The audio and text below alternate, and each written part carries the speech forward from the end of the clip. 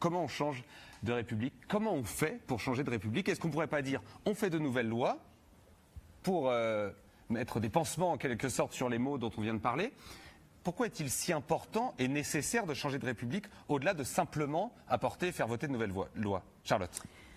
Parce que ça ne suffira pas juste de changer des lois. Ça peut quand même déverrouiller un certain nombre de choses. Je pensais en particulier, tout à l'heure on évoquait la question de l'abstention, et je pense que par exemple répondre au problème de l'abstention n'est pas dissociable de la question sociale. C'est-à-dire si on ne traite pas la question sociale, on ne traitera pas non plus bien la question de l'abstention. Donc, et la question sociale, on peut la traiter par des lois qui seraient l'inverse en fait des lois travail qu'on a eues récemment, par exemple. Bon. Mais cela dit, sur le fait de changer de République, c'est ce que nous souhaitons faire, c'est pas seulement un rafistolage de la 5e. C'est-à-dire que le cadre et la logique de la 5e, elle produit des effets. Et elle produit des effets depuis 1958 qui se sont aggravés, qui se sont amplifiés jusqu'à aujourd'hui. Donc notre idée, c'est qu'on a aussi été des observateurs quand même assez assidus de cette République, et on s'est rendu compte que quoi que vous fassiez, dans ce cadre-là, vous ne pouvez pas inverser la tendance. Ou si vous l'inversez, alors il faut le faire de manière radicale, auquel cas il faut complètement sortir de cette logique et surtout impliquer un maximum les gens qui sont les premiers concernés, c'est-à-dire le peuple. Et pour impliquer, on convoque donc une assemblée constituante. Qu'est-ce que c'est qu'une assemblée constituante, Raquel? C'est une assemblée, comme son nom l'indique, qui a une fonction unique, qui est d'élaborer un nouveau texte constitutionnel. Donc ça se différencie de l'Assemblée nationale qui gère le tout venant législatif, abstraction faite de la discussion que nous venons d'avoir sur le fait qu'en France, dans le fond, c'est l'exécutif qui marque le tempo, puisque les députés n'ont même pas la maîtrise de leur propre ordre du jour. Je ferme cette parenthèse. Donc l'Assemblée constituante, elle est mandatée pour décider de quelles seront ces nouvelles règles. Elle doit délibérer. Et dans la proposition que nous avons avec France Insoumise, dont les modalités de convocation de la Constituante seront présentées dans un livret programmatique qui est coordonné par Charles Girard et Mathieu Dupas, on a travaillé on a auditionné des experts, on a beaucoup réfléchi. Donc les modalités vont être présentées. Je ne sais pas si tu veux les présenter, Charlotte. Oui.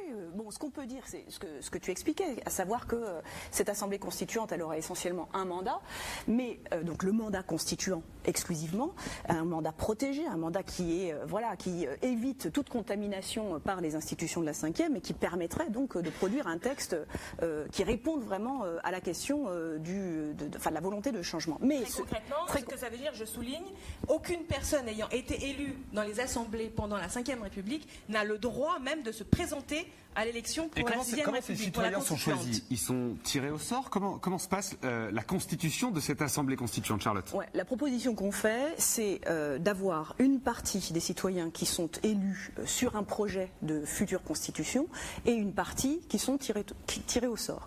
Avec à ceci près que nous ne répondons pas, nous, qui faisons cette proposition, à la question de savoir quelle proportion de citoyens seront tirés au sort. Nous remettons cette responsabilité-là et cette décision aux électeurs eux-mêmes, qui vont, au moment où ils décideront de qui ils porteront dans cette Assemblée constituante, soit leur voix sera confiée au tirage au sort, soit leur voix sera confiée à une des propositions de future constitution, c'est-à-dire à des électeurs, à des élus qui seront candidats à porter tel ou tel projet. Concrètement, donc il y a les bulletins, France Insoumise par exemple, avec des candidates et des candidats qui proposent par exemple le droit de révoquer les élus et ainsi de suite, et à côté de toutes les autres listes, un bulletin, tirage au sort.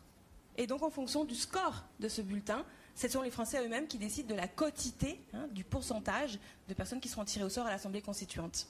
Quel effet produira le passage à cette 6e République et donc la convocation de l'Assemblée constituante sur les citoyens? Écoutez, je pense que aujourd'hui, étant donné l'état du pays, étant donné en effet le degré d'abstention, de dégoût, il faut de toute façon un choc. Il faut quelque chose qui s'apparente à une révolution.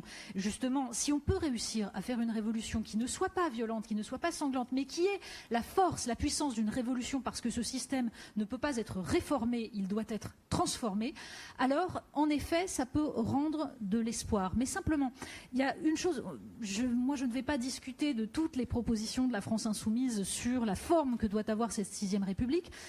il y a une chose qui me tient à cœur. Nous avons parlé tout à l'heure de la façon dont ce pays centralisait tous les pouvoirs sur le chef de l'État.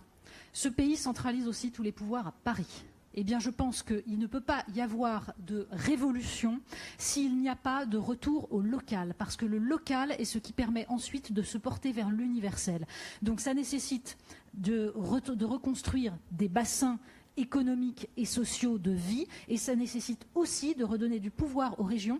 Là, il y a une date formidable dans la Révolution française, c'est le 14 juillet 1790, ça s'appelle la fête de la Fédération. C'est toute la diversité française qui se réunit. Eh bien, la France, elle est aussi grande de cette diversité et de la façon dont elle va articuler le multiple avec l'un, c'est-à-dire la République. Vous voyez le pouvoir que vous avez le 23 avril prochain en allant voter la France Insoumise et Jean-Luc Mélenchon, car on est là, finalement, dans un processus révolutionnaire. Jean-Luc Mélenchon va nous en dire un mot. Justement, c'est ça, Jean-Luc, en passant à cette 6e République, en convoquant une assemblée constituante, en écrivant une nouvelle constitution, on est donc là, finalement, dans un réel processus révolutionnaire, une révolution citoyenne. Oui, alors ça, c'est la leçon que les hommes et les femmes de ma tradition ont tirée du passé et des tâches qui se présentaient pour le futur. D'abord, la nécessité de la rupture qu'évoque Natacha Polony et d'autres ici. On ne peut pas passer aux tâches qu'on a à accomplir en s'imaginant qu'on va le faire en continuité ou en rafistolant le navire précédent. Donc il y a des ruptures.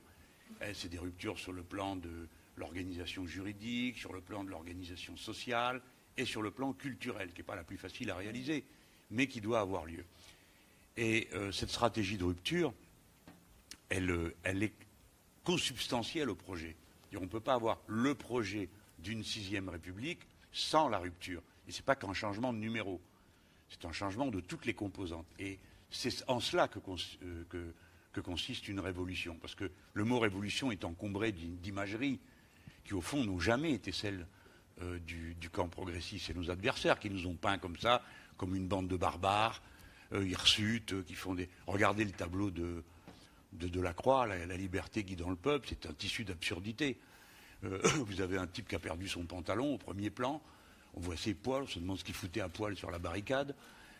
Cette femme, elle est à moitié dépoitraillée, on se demande pourquoi. L'enfant qui est à côté, il est complètement dénaturé, il est avec des revolvers. On dit, ah ben non, c'est le petit Gavroche. Pas du tout, il n'existait pas Gavroche au moment où le tableau a été fait.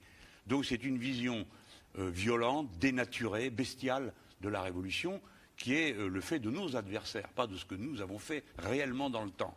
Nous avons subi cette violence et on en a été le plus souvent victime. Bon, donc l'idée de révolution citoyenne, c'est un terme qui montre comment le processus, le moyen contient à la fin. Ce qui est une vision différente des idées qu'on se faisait du passé de la révolution socialiste, par exemple. La révolution socialiste, c'était une rupture juridique, sociale, culturelle, mais à travers un parti. Là, il ne s'agit plus de ça. Et donc, la révolution citoyenne est la stratégie révolutionnaire du XXIe siècle.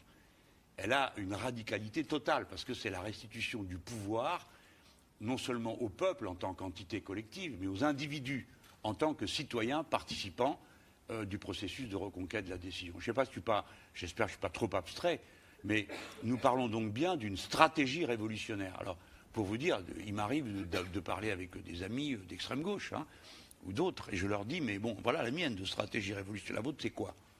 En quoi consiste le grand rêve auquel vous aspirez? Comment vous faites, Et en général, je n'ai pas de réponse. On me répond des choses métaphysiques. La classe ouvrière surgirait tout d'un coup, je ne sais pas d'où, et aurait comme ça un projet révolutionnaire qu'elle aurait trouvé je ne sais pas où non plus, et ainsi de suite. Donc c'est quelque chose qui est fumeux, qui n'a pas d'assises concrètes. Tandis que ce que nous faisons, nous, si nous gagnons l'élection à la prochaine élection présidentielle, nous convoquerons l'Assemblée constituante, le peuple s'en saisira, et nous, on va s'appuyer sur ce qu'on a vu faire ailleurs. Je termine là-dessus. Je l'ai vu faire en Équateur, je l'ai vu faire au Venezuela. Je ne suis pas en train de vous vendre un bilan positif de ces deux pays, ce n'est pas le sujet, mais le processus m'intéresse. En Équateur, ils ont même changé le lieu, ce n'était pas dans la capitale qu'ils ont mis le siège de la Constituante. Et les gens venaient par délégation. Au Venezuela, ils imprimaient les paquets de pâtes et de riz avec dessus des articles de la Constitution pour que les gens discutent. Voilà. Mais ce qui est un peu, enfin, ce qui pose question, c'est que en France, finalement, les constitutions, les républiques, elles ne sont jamais nées qu'après un effondrement. En 1791, en 1848, qu'est-ce qu'il y a après ? 1946. En 1946, et avant, il y a eu, c'était après la Commune. Non, ça c'est 48. Enfin, ce que je veux dire, c'est que... 1971. Oui, voilà, pardon. La question, c'est aussi de savoir est-ce que maintenant nous sommes dans un effondrement de cette 5e République. La question, c'est-à-dire que peut-être que tu es en train de il dire. y a une permanence française comment dire, on ne change vraiment les choses que quand on est obligé de le faire, que quand il y a le vide devant nous. Et donc là, la crise, bien sûr qu'elle y est, je pense que tout le monde est d'accord là-dessus, mais l'événement, est-ce que l'élection présidentielle, cette élection qui est d'ailleurs tellement embrouillée comme une espèce de marais dans lequel on n'arrête pas de s'enfoncer. Est-ce que cette élection présidentielle-là va constituer cet événement susceptible de rassembler cette constituante qui, oui, serait une renaissance, évidemment, puisque à partir du moment où on redéfinit les règles du jeu, alors la partie sera nouvelle. Mais comment faire pour y arriver vraiment à ça ? Je peux parler en témoignant à partir de l'histoire. En effet, c'est toujours dans des ruptures en France que ça s'est produit, et c'est pas surprenant. C'est parce que le parti de l'ordre en France s'est toujours arc-bouté sur les structures anciennes parce qu'il a toujours eu peur du peuple. Depuis 1789, la hantise, c'est de voir revenir les Jacobins, les sans-culottes, enfin, à chaque génération, c'est une variété différente. Donc le parti de l'ordre a toujours été plus rigide, moins souple, moins porté au compromis, parce que, ayant toujours la peur d'être aspiré. La commune de Paris, par exemple, quand on en parle, on oublie que c'est pas qu'à Paris. Dans tout le pays, il y a eu des communes. Donc les possédants savent qu'il y a un danger avec ce peuple-là.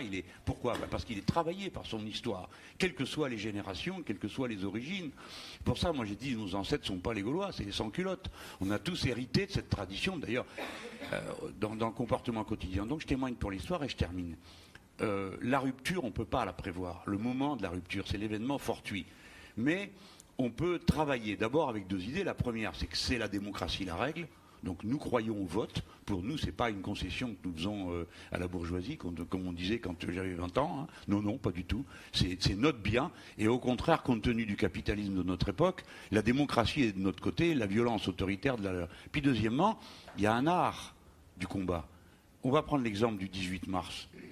Il faut y réfléchir dans sa profondeur.